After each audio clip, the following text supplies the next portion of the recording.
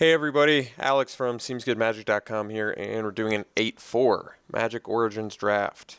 Open Mana Gorger Hydra again.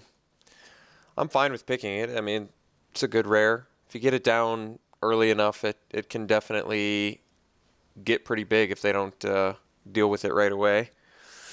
There's a Thunderclap Wyvern. Once again, I think it was the same choice as last time. I just don't want to commit to two colors on my first pick.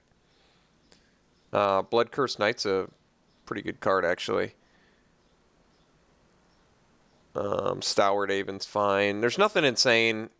I think we'll take the Hydra, which is a card I think is fine. I mean, you're paying 3 mana for a 1/1, which is admittedly not great, but it does grow pretty quick, so we'll take it. Okay. Well, we're past Unholy Hunger, which I think is just the best card in this pack. Blazing Hellhound is a good card. Fetid Imp is good. I think we just take the Hunger pretty easily. It's a good removal spell.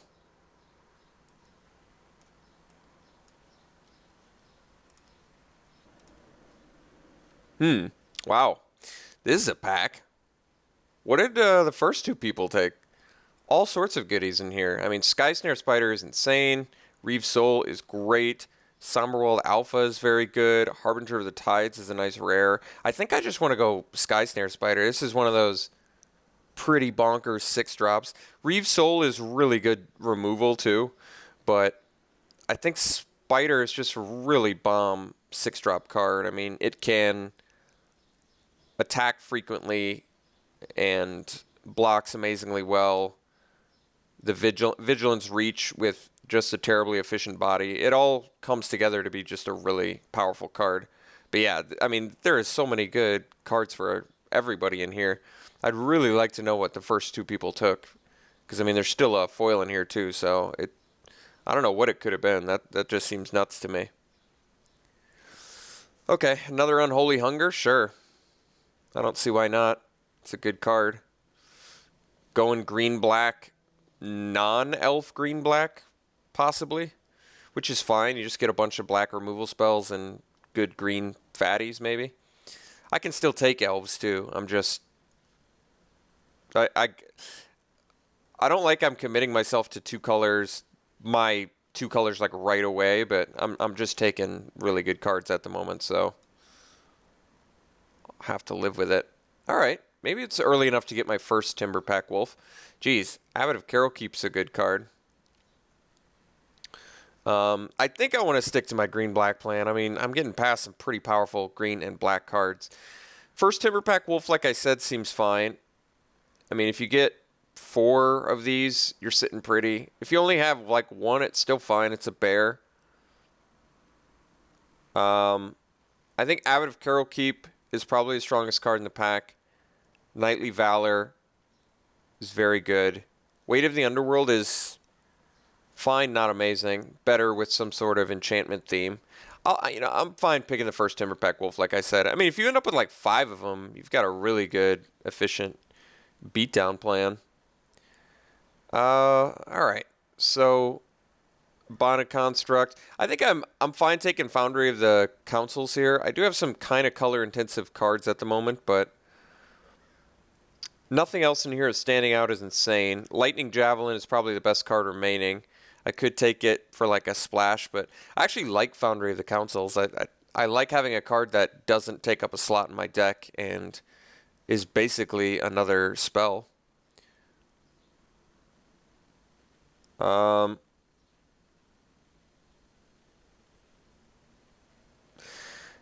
I'm going to take one of the elves, which I probably do since I'm in green-black, I probably take the Trapper, which I think is better than the Archer. The Archer is pretty mediocre in general. Trapper's just going to be really good if I end up with a bunch of elves. Elemental Bond is good, but it's not insane. And if I'm in green-black, I think trying to get elves is probably a better idea. Read the Bones this late's a pretty nice sign. Otherwise, a Bloodsucker and a Revenant, but Read the Bones is just very good card. I'm fine taking Consecrated by Blood here. Having a big fat green creature and then giving it, like, putting it on a Sky Snare Spider would be pretty insane. 8/8 vigilance, flying, potential regen. Seems stronger than the Return Centaur most of the time. Shadows of the Past is actually a fine card. One I don't have a problem with at all, so I'll take it. I guess it works better with the Return Centaur, but that's okay. Spiring Aeronaut going this late is pretty surprising, seeing as it's a pretty strong card. I'll take some late blue stuff, I guess. I guess Send to Sleep got an F with Channel Fireball or whatever. I don't know. I didn't think the card was that bad. All right, Nivix Barrier. One of these days, I will make a blue mill deck, I think, but it's going to require that blue enchantment, I think, to probably start it off. These cards are all pretty playable that we're getting late. So I think we have a decent start. Looks as though we are not doing an elf deck, which is fine. We just play a value green-black deck. I mean, that's what green-black's all about, the rock. All right, there's an elf in here. Maybe I just want the Disciple instead, but I mean, it's not like it's too late to make elves work. It certainly is not. But Phyrexi's Disciple is just really good. I feel like Death Touch is just... Every time I've come up against this card or seen someone come up against it, it's been like a problem. Every time I've played it, it's been a problem for my opponent. It's just a really, feel like, problematic card to deal with. Shaman of the Pack rather, is fine in your, you know, dedicated elf deck, but we ended up with one elf after pack 1. If it tables, I'll take it. It seems like a card that could easily table if no one's playing elves. Otherwise, I don't feel like I need to commit to an elf deck just because I'm in the colors for it. I'd rather just pick up nice, high-value cards. And I think Phyrexi's Disciple is one. What does this do? 7 mana, scry 5, reveal the top card of your library. If it's a creature card, draw cards equal to its power, gain life equal to its toughness. That's pretty good.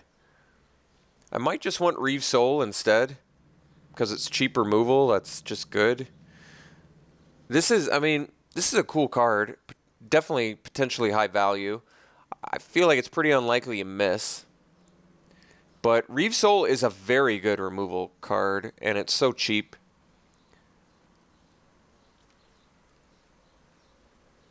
Revelation's the more interesting card. I think I'm going to take the more consistent removal card in Reeve Soul. Possessed Scab is very good too, by the way. But it seems a bit early to, you know, work towards splashing for it. So I'll take the Reeve Soul instead. There's our Acolyte. Yeah. I probably just want the rock smaller. It's a pretty awesome 5-drop in general. Strong card. Not much else to say about it. It's just a good card. Okay, another Disciple. Pretty cool with that. There's a Throwing Knife, which is good. I like Throwing Knife. I don't think I need it. I think another Disciple seems pretty good to me. This is a real good card to, you know, try and buy you some time, I think. 2/3 body can come up huge. Undercity Troll is a fantastic card. So I think we're just slamming that. And I feel like we're in the right colors. We're seeing late, strong, non-elf black and red cards here.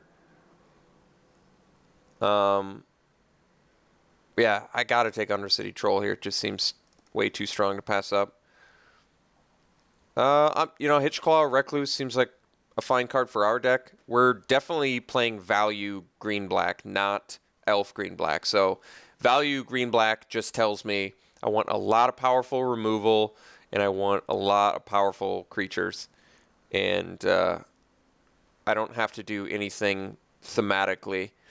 Hitchclaw Recluse is not a powerful creature, but I like that it's a good body to buy some time with.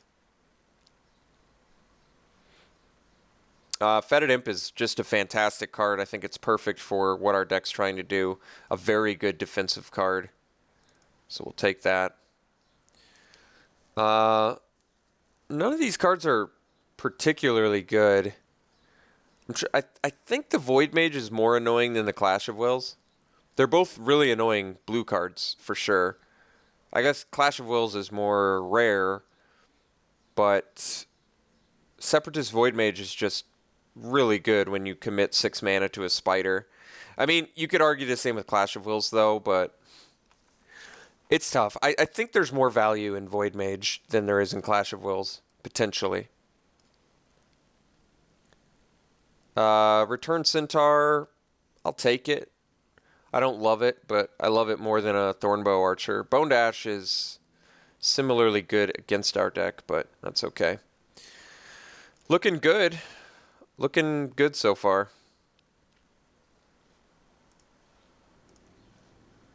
Jeez. Possessed Scab, you know, is probably worthy of a splash. I can't imagine it's not when you have any powerful creatures or removal. Otherwise, I take Weight of the Underworld or Caustic Caterpillar for the sideboard. You know, I'm going to take Possessed Scab. I have other powerful blue cards. Maybe I end up making Bug if I can make blue work. If I can't, so be it. I passed a sideboard card for a potentially really powerful main deck card. I'll take the Slug here. I'd prefer to not play it. Take the Scab Goliath. More late blue. That's pretty good, actually.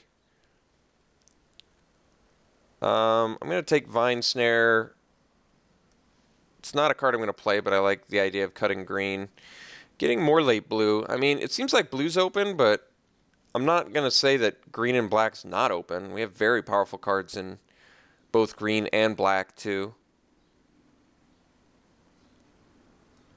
If I was going to splash blue, I could see myself splashing for Void Mage and Possessed Scab, and maybe even Scab Goliath. This has non-bow with Shadows of the Past, though, because this Shadows of the Past rewards you for having... I guess Possessed Scab, you could argue, is the same thing, because when it dies, you have to exile it, but Possessed Scab is just such a good, powerful 2-for-1. Pile Driver, I don't think it's gone up in value yet, has it? No, on the contrary, it's gone down. So, Valeran Wardens, we do have a few renowned guys. This is a powerful card, absolutely. But there is another Reeve Soul as well, which is great. I mean, Reeve Soul is a fantastic card. I may just want Valeran Wardens. Like, going Undercity Troll into Warden's draw a card is a really strong turn progression. But Reeve Soul is just a really nice removal spell, too. I think I'm going to go with the Wardens. I haven't played it yet, and I have some renown, so it feels like something I'm going to want. Another Read the Bones. What's this 9-drop do? No, that's too expensive. Kind of tempted to pick the Empath here. I could take another Read the Bones. Second Read the Bones is just fine. Empath played really well for me. But Read the Bones just might be better. Playing multiples, I guess, can be a problem if you're getting beat down. Although, Unholy Hungers can hold that off fairly well.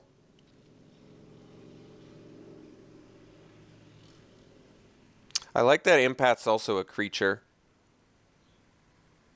But it doesn't draw you cards like straight up like Read the Bones does. I can't see myself ever playing more than 2 Read the Bones, but I'm probably okay with 2 Read the Bones. I think we're going to go Read the Bones. Okay. Wow. Multiple Sphinx's Tutelage and a Sigil. Crazy. We're going to take Shambling Ghoul, which is just something good for our deck. Since it's a cheap threat. All right, you know, the first Eyeblight Assassin... Actually, never mind. Never mind. Draga Invocation is insane. It's a very bomby 6-drop card. Guess it kind of makes me regret picking the second Read the Bones over the Empath, because I'm going to want as many creatures as possible for this, but maybe I still have time to find some more. Like another Rock Smaller. Okay, I can take the Evolving Wilds here. This is interesting. I may want to. I think Possessed Scab is worthy of a splash. My deck's kind of color intensive, but Possessed Scab is strong. Bring back removal or a creature. I mean, what more? It's almost like a little harder to cast Eternal Witness, which is still really good. I think I'm going to take the Evolving Wilds. I would rather play, I think, the 3-color plan and maybe ditch the Foundry, although the Foundry works well with Draga Invocation. I could just take another Mauler. I think we're going to end up with enough playables, though, especially if I take this Evolving Wilds. I'm going to take it. This Possessed Scab just seems really good. Okay, I can take Pilgrimage for this deck.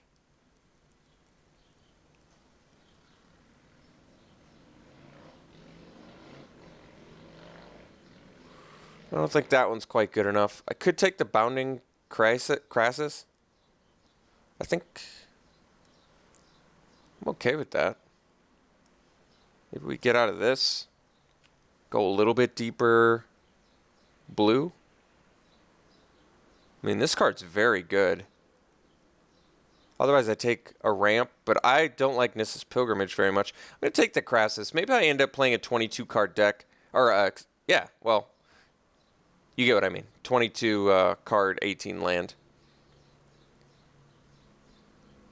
I can take the Automaton here. It's not great, but Might of the Masses doesn't seem great for our deck either.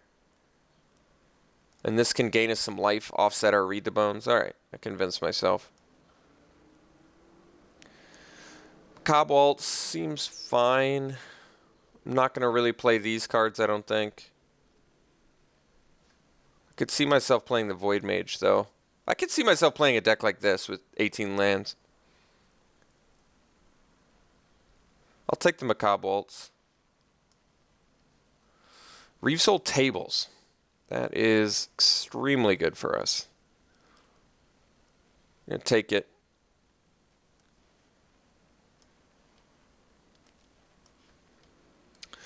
Jam Day Tomb. I think we've got enough better quality card draw going on. So that doesn't seem necessary. I could actually play the Aeronaut over the Automaton, but I think I actually might like Automaton for this deck.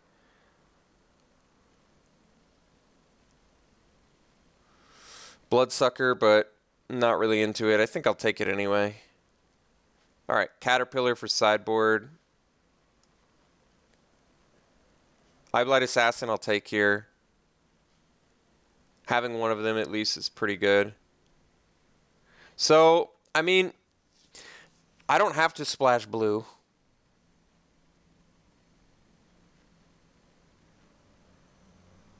I kind of like it. I got to admit. But I don't have to. Like, I don't have to run Shadows of the Past. If I play blue, I'm going to want to play 18 lands, I think. Just because I've got double Read the Bones, like, I can draw out of sticky situations like that a little bit easier. Or I can just go straight up green-black. That might be better. These are some high-value blue cards, though. All three of these cards are very high value. But maybe I'm better off playing 17 lands and just going green-black.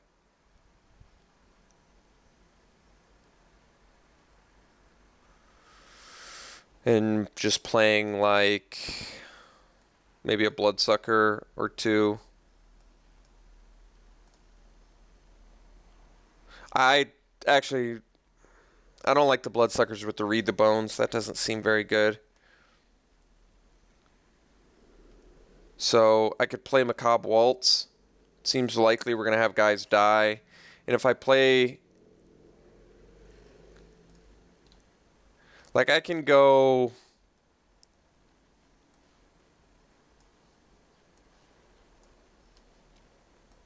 I don't have to play blue. And if I don't, I can play Foundry and Evolving Wilds. And I can play Return Centaur, Shadows of the Past, and like Macabre Waltz, but the Waltz doesn't work so well with the Shadows, but Shadows is still fine.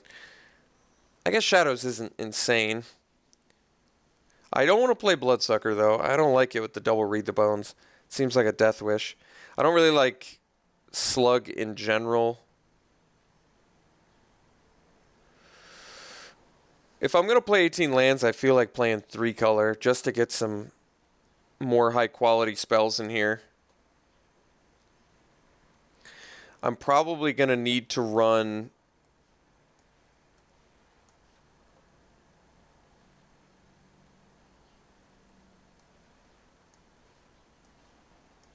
for the Timberpack Wolf is just a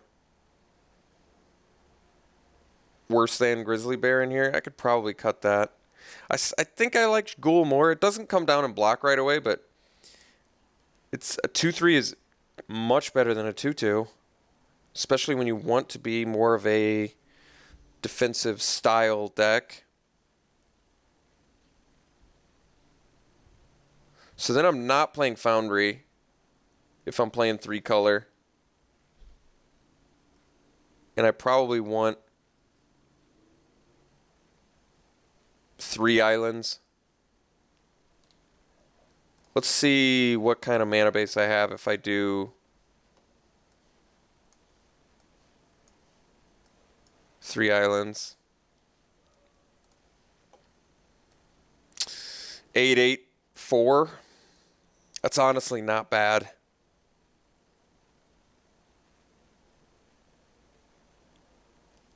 All 3 of these seem worthy of splashing in my mind.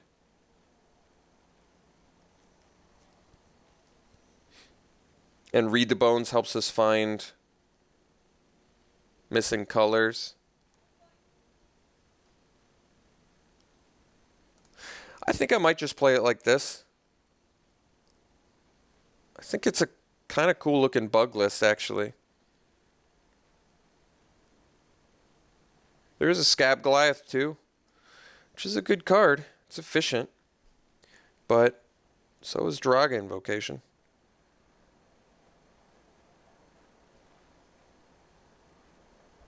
15 creatures seems like enough. Double Reeve Soul, double Unholy Hunger, Eye Blight Assassin. That's about the full extent of our removal, but seems okay. Guardian Automaton's pretty unexciting, I guess, but it's decent. All right, I think I run it like this. I think this seems okay. So, yeah, we'll see how the splash 3rd color works. I've got, like I said, 3 pretty powerful blue splash cards. I want to see how good this Krasis is. I have a feeling it's pretty good. Tap or untap at flash is pretty versatile.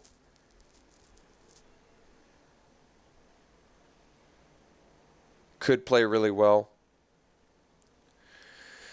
Okay, we'll run it like this, and we'll see you round 1.